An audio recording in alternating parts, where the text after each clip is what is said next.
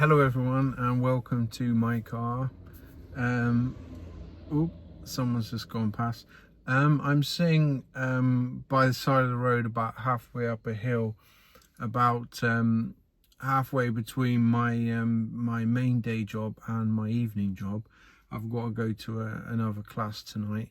I tried to find somewhere to show you an interesting view. You believe it or not, it's kind of difficult to find anywhere. Best I could come up with is a shot of the distant Japan Alps. I'm not sure how well you can see. It's coming up for sunset, but there is a nice view in the far distance, at least for me. And just outside, behind a kind of a piece of bamboo, there is Yarigatake, which is one of Japan's tallest mountains. It might even be the second tallest after Mount Fuji, but I'm not sure if you can see it in the shot. It probably just looks like a smudge, but never mind. But anyway, today I'm going to talk to you.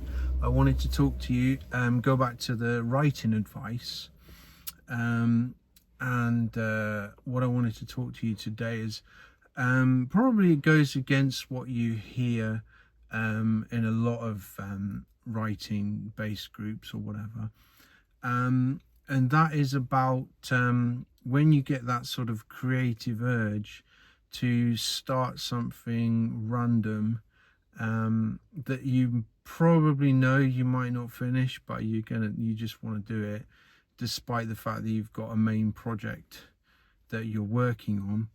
And the general advice is to kind of steer clear of those, or jot down a couple of notes. And say you're writing a fantasy novel, and you're 60,000 words in, and you're sort of like you're kind of getting over that middle hump, which is usually the sort of, let's say you got a 90,000 word book, the sort of 40 to 60 section is the tough bit in the middle there, and you just say getting over that hump, and you're about to speed up towards the end, and then you suddenly think, oh, hang on a minute, I really want to write that story about dinosaurs that have learned how to fly spaceships. And you're like, oh, I really want to do it. I just want to put this aside for like a while and just do that for a bit. And the general consensus is don't do it. Stick to your main project. And leave that until next or whatever. But that's a very commercial, business-like way of looking at it. And the other way to look at it, which is kind of how I look at it, because I'm terrible for this, is that whenever you get a new idea, if you start writing it for a while, it doesn't matter how much of it you write. Say you write 10,000 words. Generally, if you're like a bit of you're a bit hardcore, you're big, you write a lot, you can run on inspiration up to about 30,000 words. I've done that quite a few times. And then the inspiration dies, and then you have to develop that work ethic to get through the middle section, the hard part, before you can get to the end, which is usually easy. And so as a result, I, and probably an awful lot of other writers, have these entire folders filled with 30,000 word chunks of unfinished book. And a lot of people are like, was it whose advice was it? Oh, I can't remember. Without knowing the quote, Ray Bradbury maybe said there's two bits of advice. What is it? And the second one is you should start writing, and then you should finish what you write. It might have been someone else, but don't quote me on that. I don't necessarily agree with that. I do think that you want to be finishing most of the things you write, but here's my point. Whenever you start writing a new book, you create in your mind the seeds to an entirely new world. And you might not grow that plant all that big, but you've planted the seeds, and you don't know when you might be 10 years down the line into your career and you hit a creative wall and you don't really know what to write. You suddenly like completely can't think of any advice, any ideas. Your current series is dead or you've just finished it. Well, it's kind of nice to then have your folder of unfinished ruins of leftover books that you can pick through and think, I remember this. Like, I'll give you a brief example. Judging by the timestamp on the document, I started writing in April last year, April 2024. I got this sudden great idea for this book. I wanted to write this kind of Tim Burton. Was it Tim Burton, the Big Fish? Or what is it? That one of those kind of weird, kind of like semi-postmodern stories where like every single turn goes off at a random tangent before coming back to the main sort of story. A kind of a quirky kind of story, and it was called I called it We Tried to Build a Castle in Our Town, and it was going to be about this mad little town based on where one of the towns I work in, middle of nowhere, where they decided they needed a tourist attraction. And the mayor had this massive plan to build this new tourist attraction that would get loads of people to the town. And it's all about that. And it's going to be a massive, like all this kind of quirky characters interacting. And I started it, I was gung-ho. I was like, this is going to be awesome.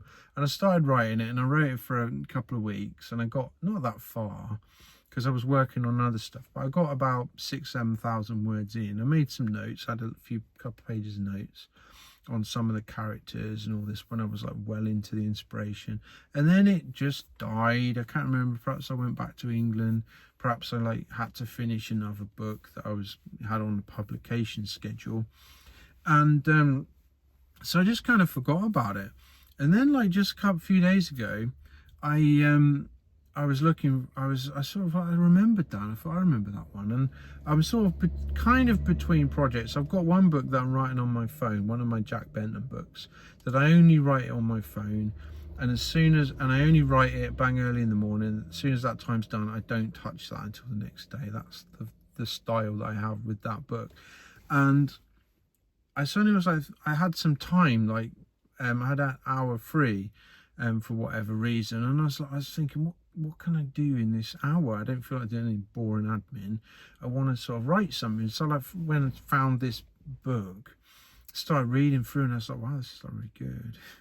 So this is actually like really, really well written. This is awesome. Because I don't know, a lot of writers are probably like that. When you're writing it, it's the worst thing in the world. It's literally like some kid has scrawled on a piece of toilet paper. It's like just junk. And then you hate it. You hate every second of it. You're like, I just never want to read this again. And then you leave it a year and go back to it and you're like, damn, this is pretty good. I'm actually kind of awesome, you know. And so I'm reading it. I'm like, wow, this is really good. I really want to write it again. So I did a little bit. Last couple of days, I've knocked out a couple of thousand words on it. And I'm probably going to spin it for a while and see how far it goes between taking on, because I've got one of my Dinosaur Apocalypse books that's got to come up next, but I really want to be focusing on that, so I don't want to be doing that until I've done with the Jack Benton book, and that is currently about 50,000 words, so I'm nearly done with that. And so I'm just going to wait till that's done, and then I'll start my next main project. But I wanted something to do in the cracks, and so anyway, I started writing this again. And my point is that when you have all these like little chunks of story, nothing is ever, no writing is ever wasted. If you're a writer, any time you write, unless it's like your text messages or you know, there's an argument that posting on Facebook is a massive waste of time, but we all do it.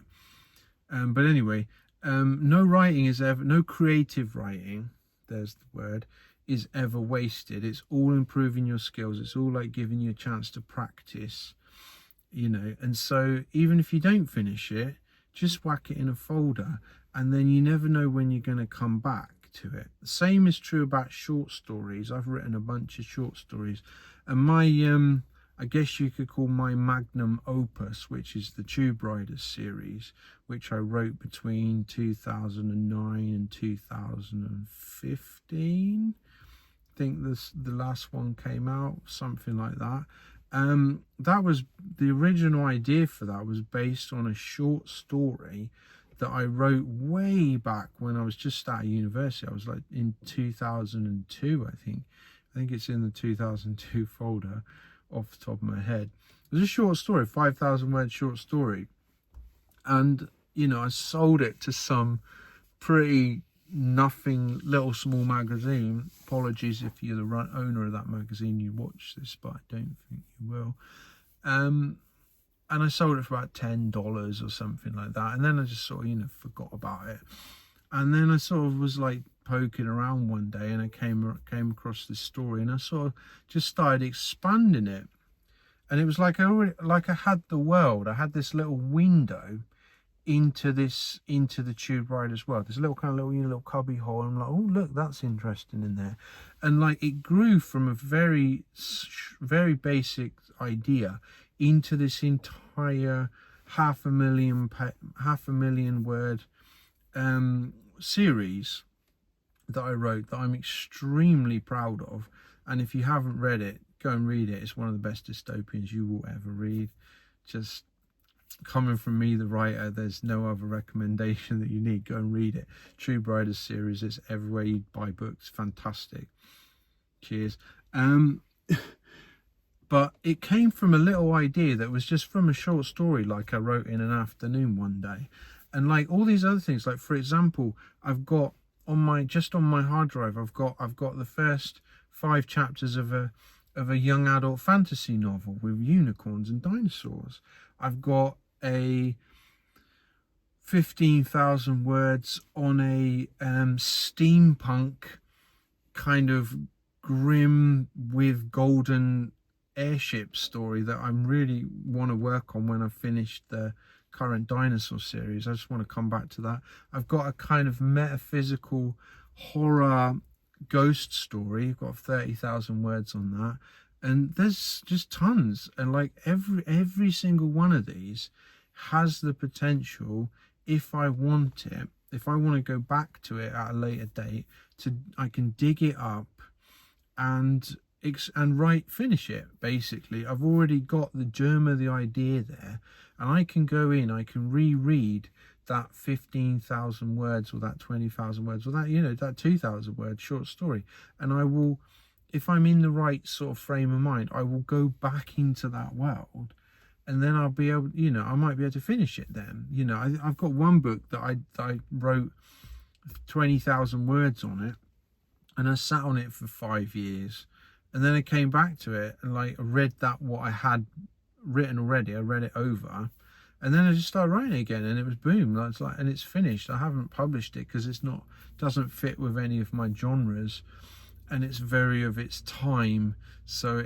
it's you know, wouldn't really fit with what I'm publishing. But I finished it, and eventually I might publish it. You know, it's like a complete book. It's, you know, 80,000 words. You know, and this is the thing, you don't know. No writing is ever wasted. So if you are one of these people that goes off on tangents, then just sometimes let it happen. I will offer a word of advice though. If you are working on a project and you want to finish it, or you have to finish it because it's part of your series or whatever, keep that as your main gig, but allow yourself a little bit of free time to work on your crazy idea. So basically, best of both worlds, really. You know, allow yourself that creativity, because that's what we are. We're writers, and you know, this might not be the way to make money. You know, this might not be, you should just write the same book 300 times if that's what you want to make money. Or these days, just get a blooming AI generator and press a few buttons, and there's your 300 books. You don't have to use your creativity, but creativity is what makes you alive. It is what gives you passion. And when I write a book, or when I read back something that I've written and I'm really proud of it, it makes me feel like nothing else makes me feel. It just makes me feel so happy. I'm like, I made this. I didn't use a machine. I didn't like cheat. I didn't, you know, this mad crazy thing is mine. I created it. It came from my head and my head alone, and that's something to be proud of. It doesn't matter if you didn't make any money of it. It doesn't even matter if it's not even finished. It's like it's something that you've created, and that is what makes it special. So my advice to you, in a long drawn out kind of way, is you should pursue these random ideas that you get, because if nothing else, you're building your own personal creativity database, which at some point in the future may come in extremely handy. It might even not even be for you. You might give when you die, your child or your grandkids or whatever might be going over your hard drive if they can still access those old discs in the future. They're going through and they'll come across, oh, what's this then? This is like a little sort of a nugget of magic, and like your grandchild might write this, this 10,000 word sort of unicorns on unicycles in airships, like crime thriller. And they man, I'm getting so many ideas now. And you might want to, your grandchild might suddenly write a trilogy with this as their germ, like the little germ of idea that you've given them. So it's never wasted. If you've got an idea, like, give yourself a little bit of time to develop it. But at the same time, if you're a working writer, don't abandon your main project completely. Make sure you compartmentalize. There's enough time in the day. If you spend, if you're a full-time writer, you can write 4 hours on your job fiction, and then you can give yourself half an hour after your coffee break to work on your play story. Just compartmentalize a little bit, but don't abandon the idea, because you are building your creative database, and you have no idea when further on down the line that idea could be useful, could be developed into something much bigger. I'll leave it there. That was it's getting dark and it's cold, so I want to put the engine back on, and I really want to run to the shop before my class to get like a coffee or what have you. So anyway, thank you for watching. Don't forget to subscribe. This channel is absolutely going places. My last video got 3 views, which is up. The one before it got 1, so that's a 300% increase, which means this is probably the fastest growing channel on YouTube. Like, that's insane. If you want to be in there at the beginning and tell all your friends that you were there when Car Conversations with Chris was just like a little seed, and and in 10 years time when I've taken over the world, just tell your friends. So have a nice day. I'm cold. See you next time. Thank you.